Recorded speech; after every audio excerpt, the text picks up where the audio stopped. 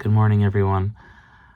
I wanted to bring up a personal tension that I have had that I'm sure many of you have experienced, at least on some level as well.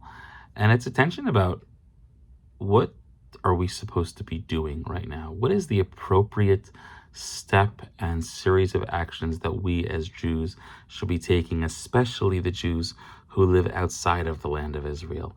And in particular, what I'm referring to is we can, for all intents and purposes, maintain a normal life right now. True, many law enforcement in many different cities, especially in Rochester, I'm intimately aware of, are stepping up their security.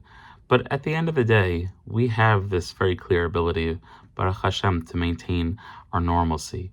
And so what are we supposed to be doing?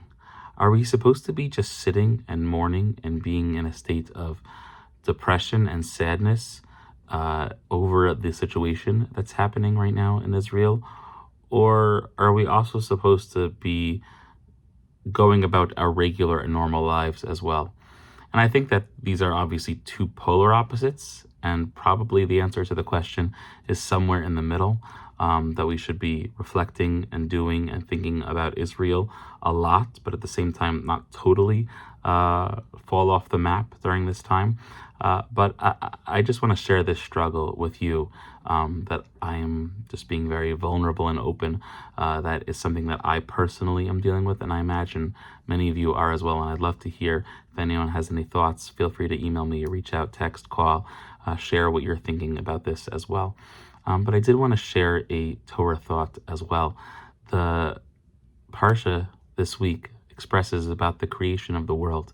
And before the creation, we're told, V'ha'aretz haita tohu vavohu, that the whole world was absolute chaos and darkness, nothingness. It was terrible. You can't fathom what the world was like at this point. But all of a sudden comes the Torah and says, Vayomer Elokim yihi or. Hashem says, let there be light, v'yihi or. And all of this darkness and chaos, all of it went away. And they say over in the name of the Chafetz Chaim that this is an important way for us to understand and sort of imagine the world that we are in. Because the truth is, when darkness and when war and terror fills the world, often our natural response is to go to a state of anger, depression, hatred. All of these are normal emotions to feel. And many of us also feel the need for revenge and taking up arms and just killing whoever we can. And I'm not offering any political statements on how strong Israel's response should be. That is not where I'm at right now. And certainly Israel has the right to not only defend itself, but also demonstrate that it is allowed to function as a country, and that it is unacceptable to have a terrorist organization come in and enter. So I want to be very clear, that's not what I'm really touching on. But these very harsh emotions that we are experiencing, that lead to negativity and that lead to darkness in our own heart, the Chafetz Chaim says, it's amazing how all of the weapons in the world and all of the fighting in the world could not extinguish any of that darkness. But what actually gets rid of it, or it has the potential to do so, is when you light a little candle. And lighting that candle could extinguish a great deal of darkness.